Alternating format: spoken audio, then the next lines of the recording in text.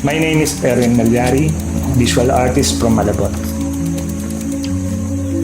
Para sa akin, pinipinta ko yung mga eksena sa loob ng timeline ko.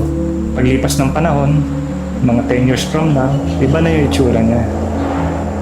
Bata pa lang kasi ako, nasa kalsada na. So yung mga interesting na bagay na nagpapasaya sa akin, yun yung gusto kong ipinta. Nare-reminisce ko yung mga panahon na yun, yung mga eksena sa paligid, bumabalik yung mga alaala. Lalo na nung time na nag-uumpisa ka pa lang. Yung bawat makakakita nito, may mga kanya-kanya rin version ng story nila na kung minsan, mas makulay pa yung story nila kaysa dun sa pinagdaanan ko. Parang naging bridge yung painting ko para makarinig ng mga istorya ng ibang tao.